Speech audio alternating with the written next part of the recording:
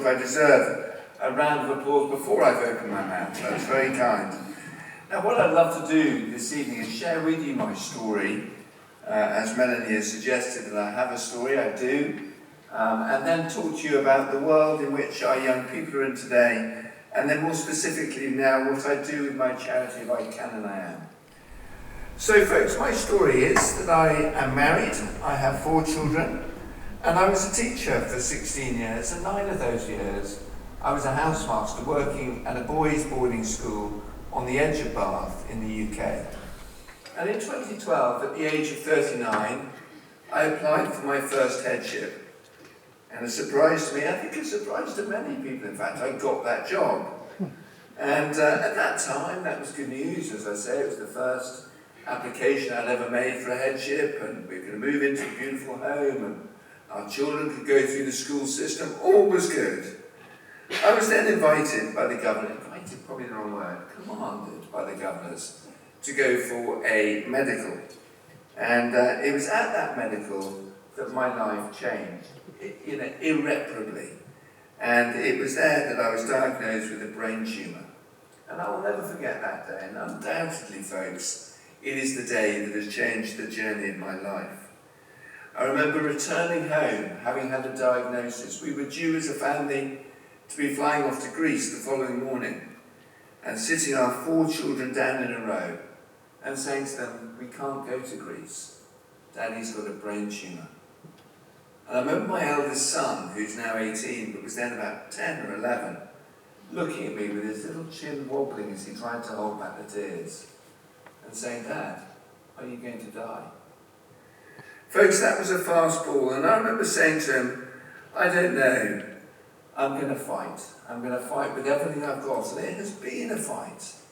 In many respects, it still is. So 27 hours of fairly invasive brain surgery, 80 days, no food, no water. Well, I had it straight into my stomach, but I couldn't eat, I couldn't drink, and I couldn't talk, which actually are 3 of my favourite pastimes.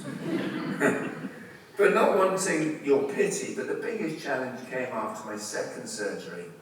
And as I stand here today, I am a registered blind man, with no sight in my left eye, and about 10% vision in my right eye. That meant that I couldn't, well, I call it a dream job, it may have been a nightmare, but let's sort of, let's not worry about that. I couldn't do the job, and again, not wanting your pity, but if I compare 2012 with 2013, they couldn't really be more starkly different. So 2012, the job, the career, the house, the children, the wife, it was a tick in every box. Yet in 2013, there was a moment where I found myself with no home to live in, with no job, with pretty much no sight. Yet I had 4 children and a wife.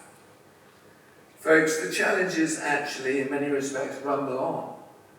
I was once a 6 handicap golfer, now people will cheer if he's hit it. Of course, I have no idea where the ball's gone. So golf's a bit rubbish. It's like, oh, that's gone in the bush. I said, oh, I didn't even know the bush was there.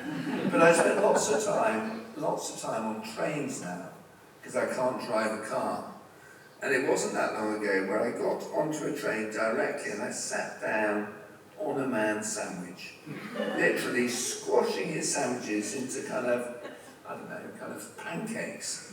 And this man shouted out for the whole carriage to hear, "Are you effing blind?"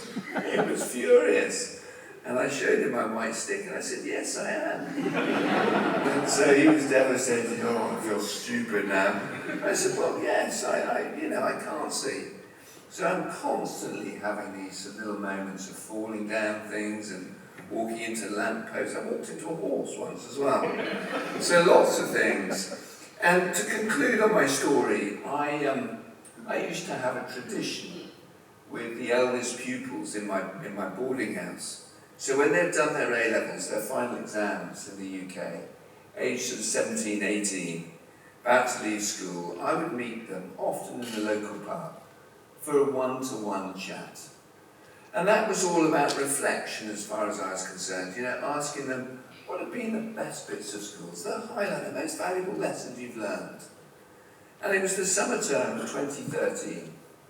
I'd had my 2 big operations earlier in the year. I was then having radiotherapy.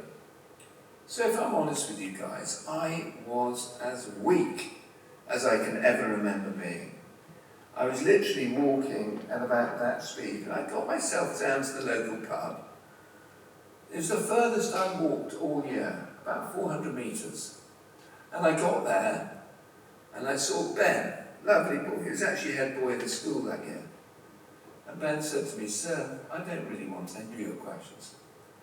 "Ben, it's taken me half a day to get here." He then said to me, "Sir, I just want to know how you have got through this year."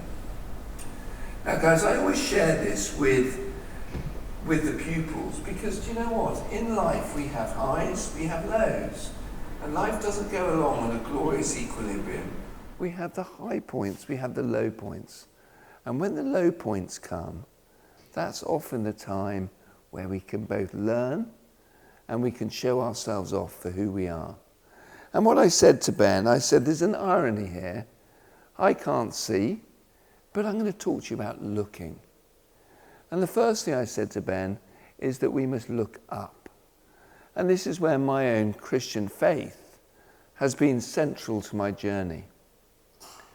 I remember one night specifically, I was asked by a pupil not that long ago, what was the worst moment? And I remembered, I'd almost forgotten. Isn't it weird how our minds work? I had literally forgotten, but suddenly I got a flashback of this one event. And it was me waking up in my ward soaking wet. And that was because my catheter and I had become separate. So I was basically sodden in my own urine. I was freezing cold, I was soaking wet, and I was ringing my bell, trying to get the attention of a nurse. I had no voice. So ringing my bell, freezing cold, shivering. Next door to me is a man wailing. And all the nurses were attending to this man. And eventually he stopped, and I heard the nurse say, he's died. And that was the point that I realized, oh my word, I'm surrounded by dying people. I'm in my own urine. And then the nurse came to clean me off and treated me literally like a sort of dirty pavement. With almost a tutting of, oh, you wet yourself, you silly old fool. And gosh, it was a tough night. And I look back and I think to myself, how did I get through? And I think the only way I got through was, God, how do I do it? How do I do it? And that was where trust and faith really came to the forefront.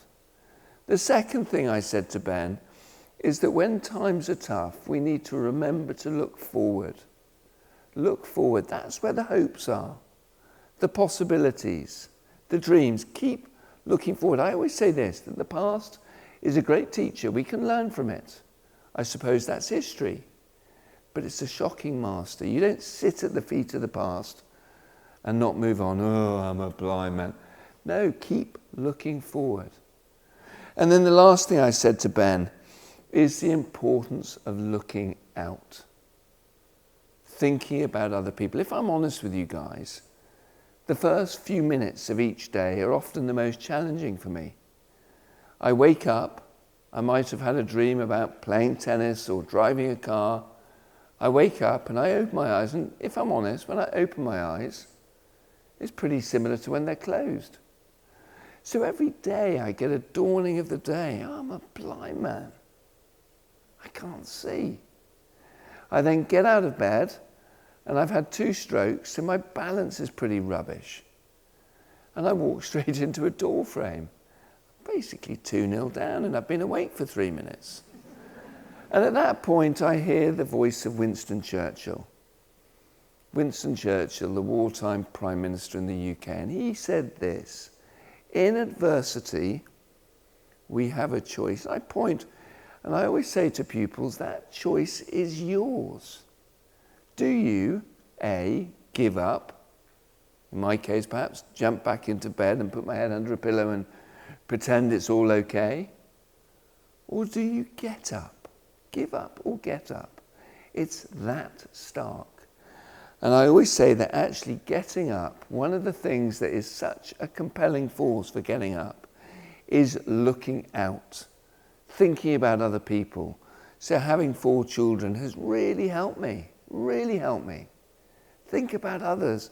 Empty the dishwasher, make somebody a cup of tea, ask somebody how they are, send somebody a WhatsApp, buy my children a lollipop and put it under their pillow. It releases a hormone, oxytocin it's called, that makes you feel stronger, makes you feel more alive. So there it is, folks. In tough times, we have that choice. Do we look up, forward and out? Or do we do the opposite, which is to look down, look back, and look in, which I sometimes call a dangerously bleak individual. But like I say, the choice is entirely up to us. Guys, that then moves us on to, I suppose, what I call part 2, which is beginning to think about the world that our kids are in today. And if I could just ask you in your mind's eye to go back to 2013. And it was at that point that we had bought a new house and I really wasn't able to sort of properly walk. And each day, my day, James's day, was putting on a blue dressing gown and I would literally bum shuffle down the stairs into the hallway. I'd grab hold of the back of a door and I would make my way to my white chair. And my white chair was where I hung out. That was my life. I would fall in and out of sleep. I would dribble. And I remember one guy used to come and see me. And he used to say to me this. He'd say, James, what's your passion? Brilliant, brilliant question. Because folks, my life was over physically. I was in rack and ruin. I couldn't see, I couldn't properly walk, I couldn't talk, I couldn't make a cup of tea without pouring all the water over the sideboard. I couldn't do anything. What's your passion was going right to the heart of me. And I was able to say, my passion is to see young people believing in who they are and what they can do. You see, folks, sometimes I see the journey of education a little bit like a funnel. What I mean by that is that when we start the journey of education, it's quite fun. It's full of wonderful things, spontaneity and adventure and curiosity, and everybody's involved. But quite quickly we start banging the academic drum. Quite quickly school becomes about examinations and pretests and performing well in assessments and come on, keep up, keep going, there's pressure. And that's the point at which there's almost a stratification. There's the fast lane, the can-do, the guys that are going to go somewhere, and then the slow lane, the guys that aren't so good, quite quickly begin to perceive themselves as duffers. They're not the same, they're not in the same league. And guys, that can start horribly early, really alarmingly early too. People begin to perceive, no, I'm not in the A team. I'm not good. I'm second rate. And folks, the pressure on the other shoulder is this world, the world of social media, which is amazing in many respects, absolutely amazing. And we can be in touch with people all around the world at any moment, at any time, with just a click of a button. But you know what? When it comes to teenagers and teenage behavior, I've got a real challenge or real issue with it. And that is because it is the principal platform upon which young people relate, where the time-honored traits of loyalty, of faithfulness, of kindness, of what it means to be a good mate, the sort of arm round and, yeah, I'm your buddy, I'm with you, chum. Somehow that's been chucked to the breeze. And social media is all about that. Look at me, aren't I looking buff? Look at me, aren't I looking amazing on the ski slopes? Look at them, aren't they looking a weirdo? And suddenly the whole world becomes according to me. And you have to be on it day and night, 24/7, as you can know the ping of a WhatsApp message is addictive. It's a dopamine rush. But one of the things I really hate about it is that people define themselves by how many people are following me, how many people like that, what absolute rubbish. That is the way people are defining themselves. So guys, on one shoulder is the academic pressure, on the other shoulder is the social media pressure. And what's that leading to? Well, it's leading certainly into the UK, with more and more young people dropping their heads, saying things like, I'm anxious. And that's where words like depression, which is a loss of hope, and sometimes people saying, I don't want to live any longer. Now, guys, I don't want to stand here like a sort of blind, bald doom-monger. So, oh gosh, woe is everyone.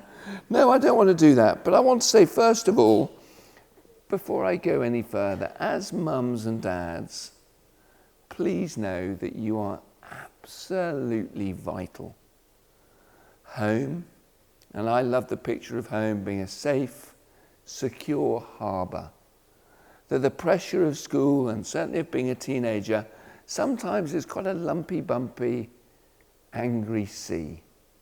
And to return home into the safety of the harbour, the security, a place of love, of warmth, of belonging, I think is so important. And that's what home should be.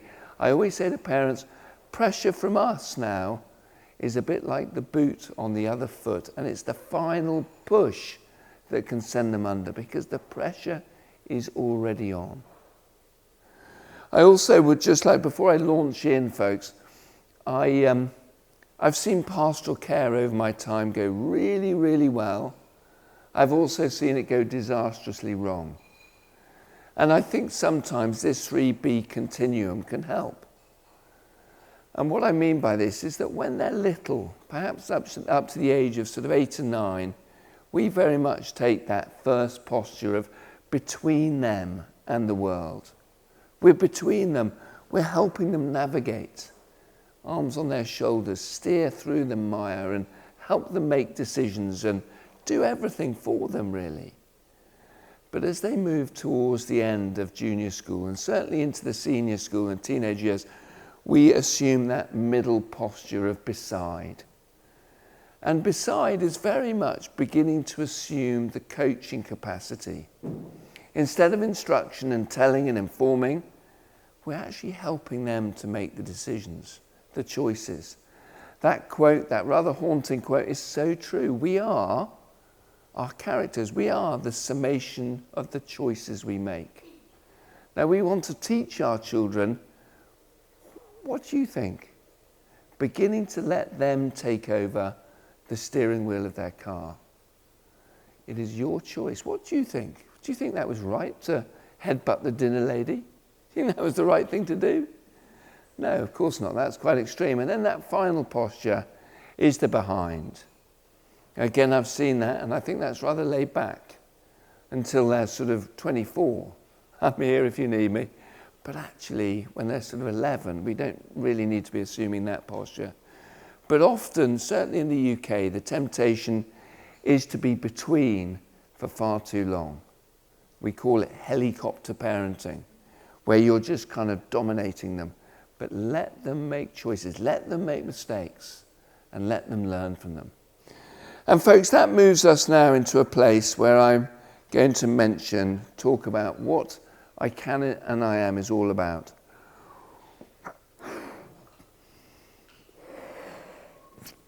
Now, folks, this is the full extent of the merchandise of my charity. My I Can and I Am balloon. We don't have much else. In fact, I don't think we have anything else. And this is what I want you to kind of really pay attention to now, which is this balloon. And I want you to picture that your children if you're in here, I can't see, but that actually each and every one of you has a balloon. And we want to see your balloons inflated with a sense of I can and I am of value. We don't want people to leave school with a sense of I can't and I'm no good. that rather lamentable sight of a deflated balloon. You see, folks, sometimes I liken that deflated balloon to a deflated car tyre.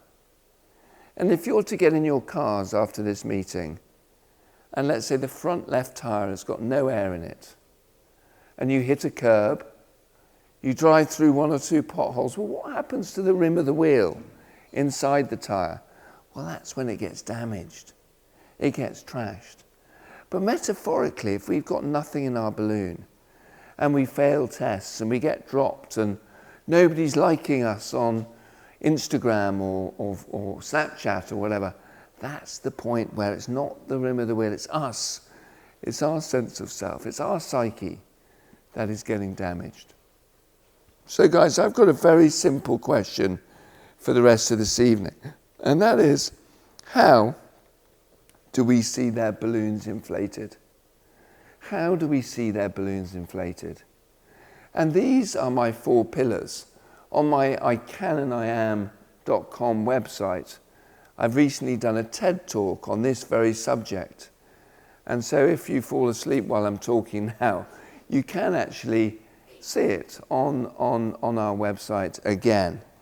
So the first is belonging. Belonging, folks, is a fundamental, foundational human need. We all need to belong. Children, adults, we're no different. We are by nature pack animals. We want to belong. And I always say to pupils that the best schools celebrate individuality. There is that sense of cool, uncool, sporty, not sporty, good looking, not so good looking, bright, not so bright. But everybody, I always say, has got value.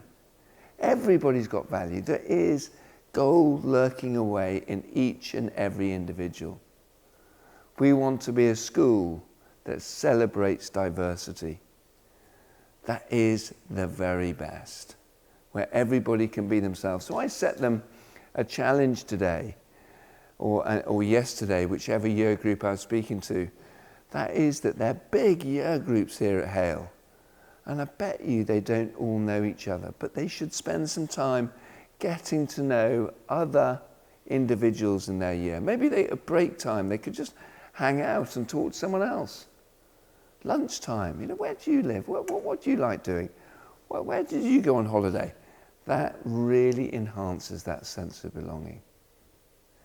Folks, I remember being asked the question, what do you do if your son just doesn't belong? And this reminds me of an article my mum read to me that was in the Times newspaper in the UK. And it was an article that was written by Jacob Rees-Mogg, the rather eccentric Tory MP. I mean, truly eccentric. I don't know if you know him. But this guy was a boy at boarding school at Eton. And at age 15, he had stuck to his wall 2 pictures. One was of the Queen, and one was of Margaret Thatcher, who was the then Prime Minister. Now, folks, having been a housemaster for 15 years, or of 15-year-olds for 9 years, I can tell you that to have a picture of the Queen and Margaret Thatcher stuck to your wall is unusual. Truly unusual, stroke weird. Well, all the other boys could not make sense of this weirdo. And then he joined the political society at Eton. And the other boys could then see exactly who he was. And I always say to parents that if your son just isn't belonging, maybe to think of something that where they can show off their prowess. Is it cooking? Is it fishing? Is it birding? Or whatever it is, that they start a little group and they can show off their prowess. And then other boys can make sense of who they truly are. Another way that we can see belonging really enhanced is through the process of mutual encouragement. Mutual encouragement is them saying to one another, well done. I saw you do that. That was really good. Authentic praise. That is turbo inflation into the balloon. And I always say to my own children, it's so easy for you to do. It costs so little. but yet the benefit is so significant. I've said to each and every year group I've spoken to over the last couple of days, guys, go and encourage one another. I've given them challenges and said, can you do one a day? One form of encouragement. Now, mums and dads, if we can remind our children, it costs so little and it benefits so much. It is that word collaboration, working with each other. When I met a banker, a successful banker in Sydney last Sunday, the first thing he said to me when I said, what does your world need? He said, I need people that will work in a team and collaborate with one another. That's exactly what we need to teach them. To always be in the posture of competition, I don't think is healthy. Yes, at times, compete for the main part in the play or compete for the fastest runner or the whatever, but actually not too much competition. The point of competition is that it corrodes relationship, which is so, so important for young people. So guys, the first pillar for balloon inflation is belonging. Belonging. The second is this idea that we need to feel like we're of value. And it's here that I talk about Carol Dweck's piece about mindset. We don't pay attention to what she describes as the fixed mindset, that we're born and we won't change. We talk all about a growth mindset because it works. What Carol Dweck said is that instead of saying, I can't, full stop, bang, close the door, game over, we say, I can't do it yet. And guys, I stand here today and I say I am an absolute fan of this. It works. I remember when I came out of hospital, 2012, and to begin with, for the first 6 weeks, my wife and I decided that our children probably shouldn't see me because I really was in a mess. And I went down to my mum's house, and that's where I used to, every morning, I would get up and I would crawl like a sort of primate to the top of the stairs. And again, it was a bum shuffle down the stairs. I'd get my Zimmer frame and I would Zimmer into my mum's kitchen. And that's where I'd meet Mum, and I would meet Lindsay, who was the physio. And Lindsay would hold onto my shoulders and help me walk. I couldn't walk, folks. Well done, James. You've done 3 steps today. And I remember once or twice sobbing like a baby into my mum's neck and just saying, Mum, I can't walk. Mum, I'm 40. I've got 4 children. I want to be ahead. I can't walk. Sobbing. And I remember Mum saying to me, it's about small steps. Small steps. Small, one, follow the other, follow the other. And it was a year or 2 later that I was able to row down the River Thames. Now, this isn't an Aussie-length river, little stream really in comparison to your rivers, but really, that was an achievement. It was about 130 miles, and I did it. That was a small step. Now, I don't say that to say, well done, James. I say that to say the growth mindset works. Now, again, I've said to the pupils, where can you have a growth mindset? Is it a subject? Is it a sport, an activity? Maybe it's a relationship. Sometimes, I can't get on with that teacher. I can't get on with that pupil. It drives me mad. But actually, instead of I can't yet. I can't yet. Now, guys, I've got a short clip now. And this is of a lady who has got every reason to say I can't. But just watch this. It is beautifully inspiring.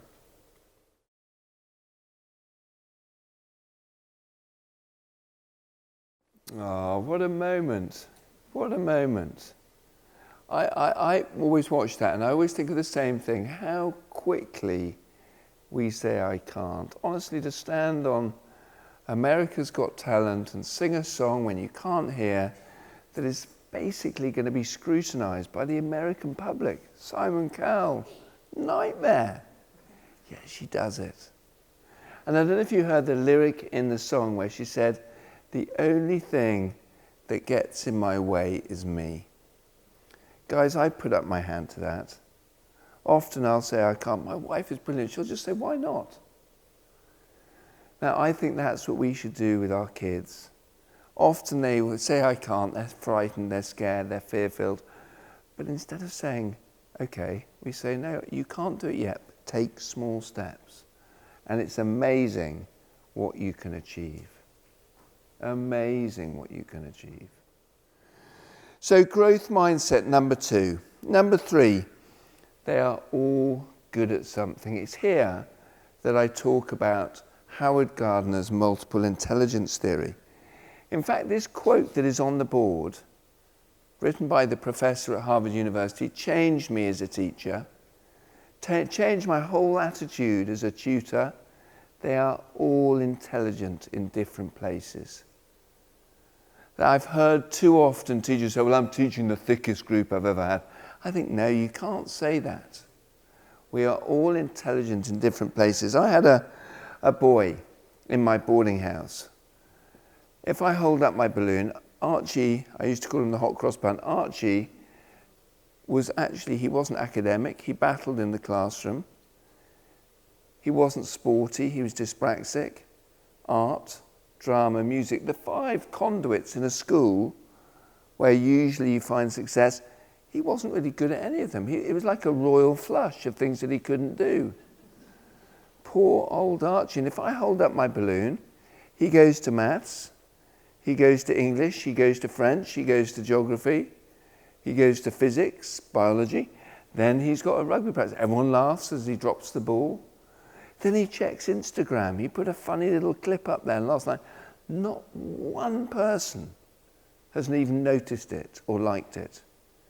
Can you see, folks, how beginning to feel, whoa, that sense of psyche, that sense of self, Archie was beginning to feel pretty second rate. And this is where observation comes in. I'll never forget Archie walking into my boarding house. And he had his arm around a big, tall guy called Staffy. And he was asking Staffy, how are you, mate? How was your weekend? Later in the day, he was walking past my study, the other door, and again, it was Archie asking the question.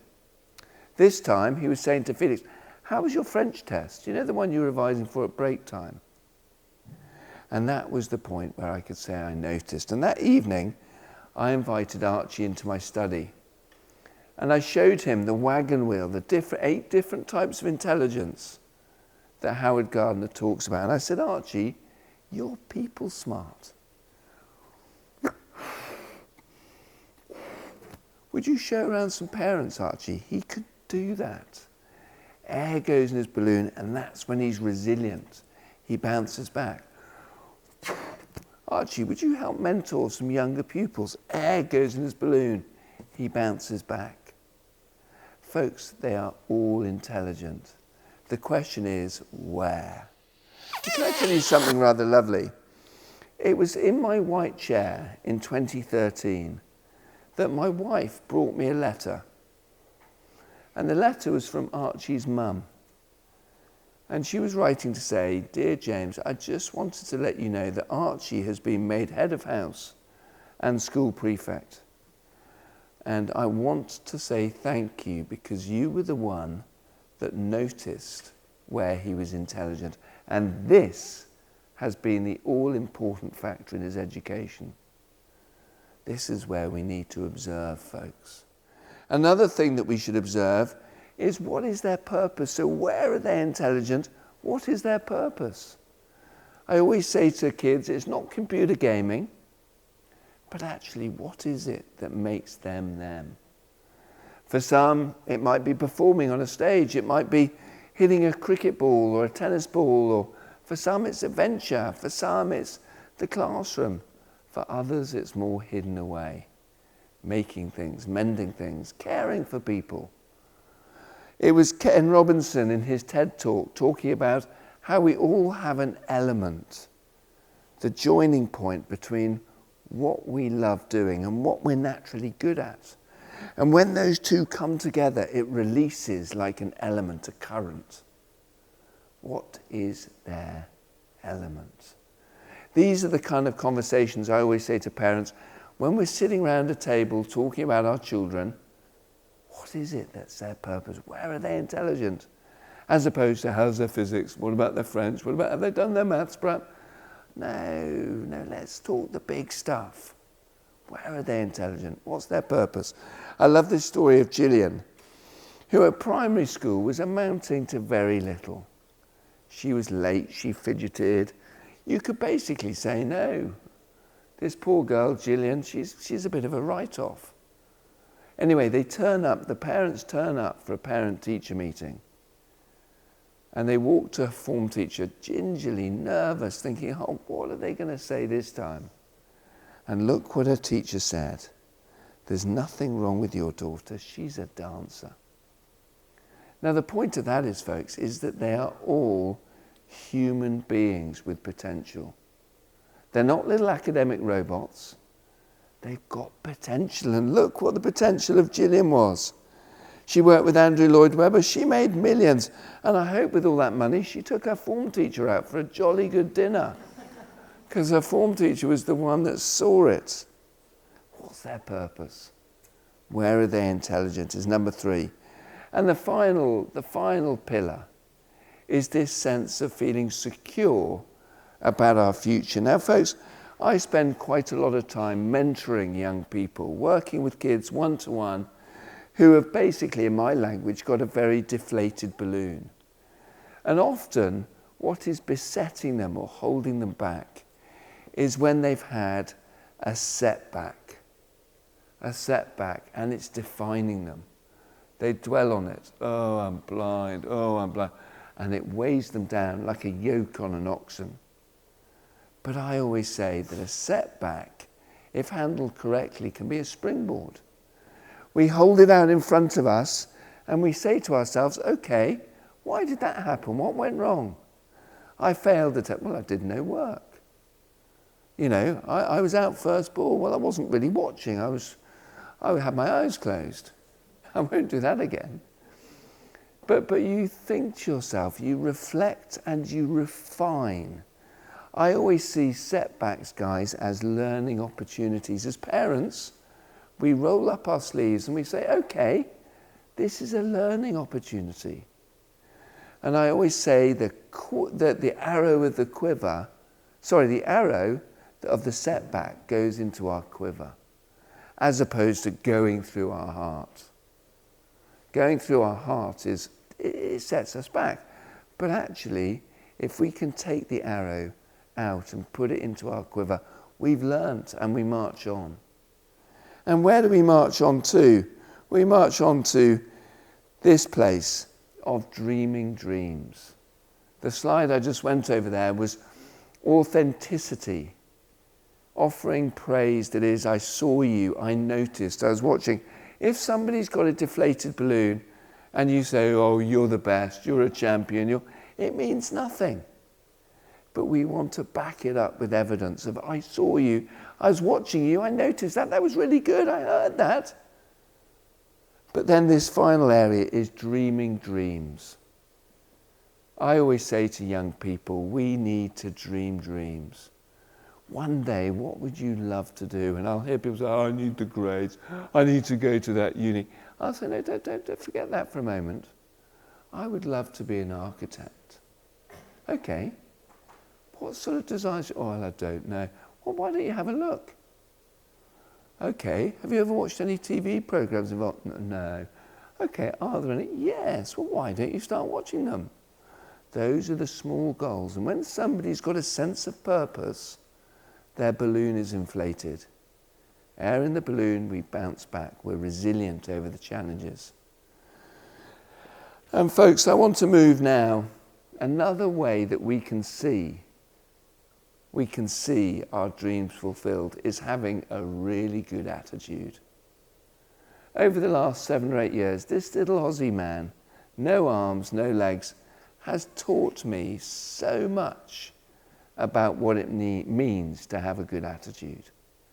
Let's watch this and then we'll draw towards the finishing line.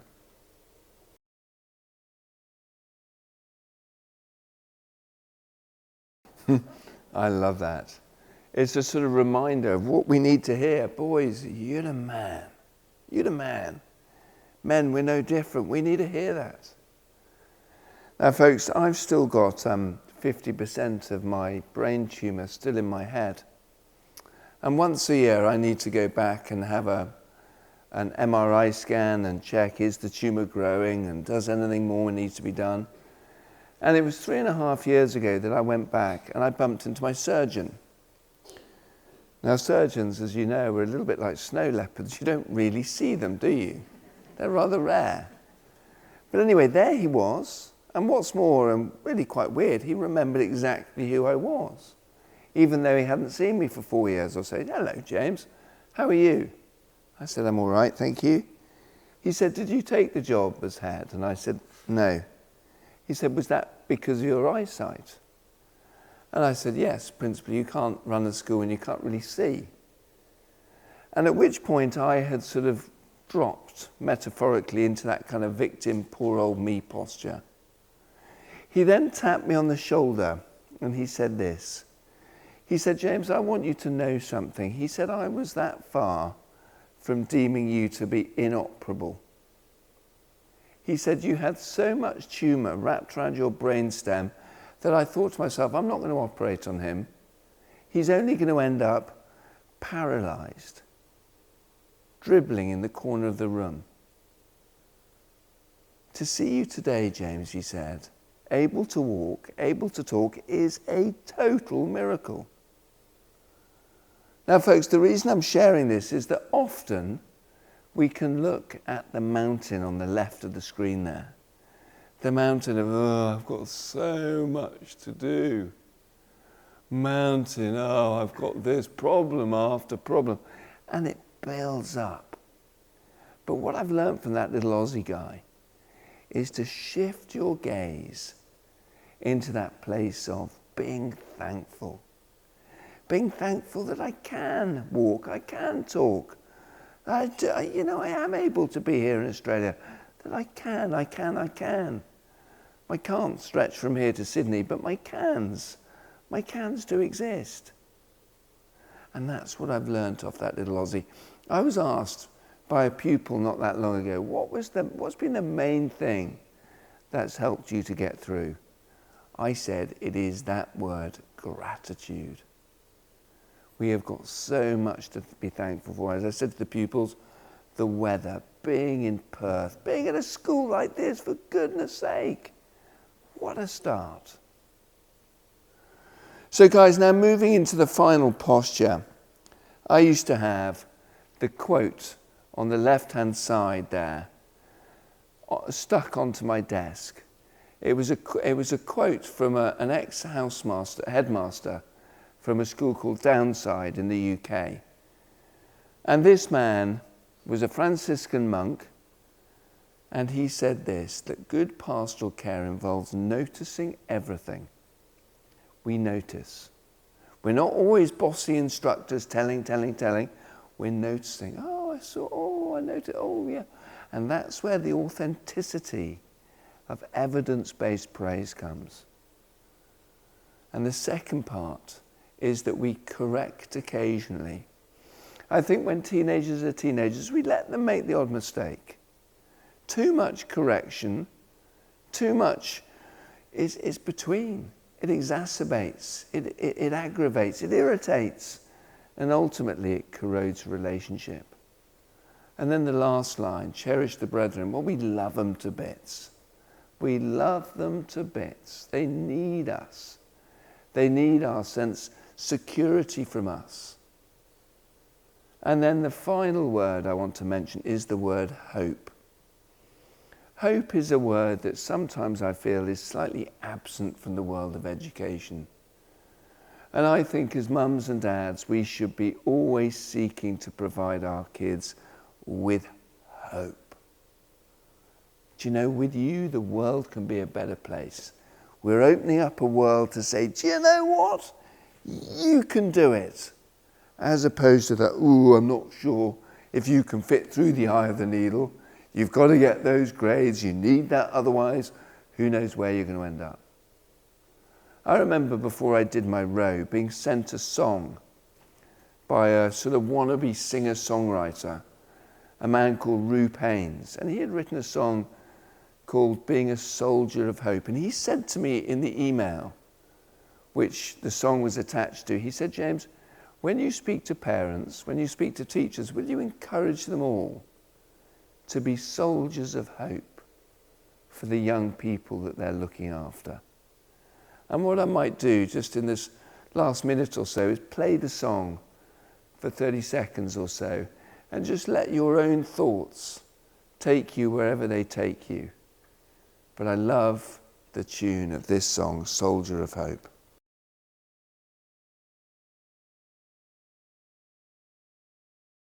Ah, folks, there it is. There it is. Just a final sort of plug. We've got all those different things on the final page. There's no benefit from me mentioning it, but we've just recently launched our first season of 10 podcasts where myself and an ex-colleague of mine speak to some of the top and leading people in the UK in certain areas within the kind of teenage world, whether it be e-safety or mental health, the charity of Mental Health First Aid, and different people.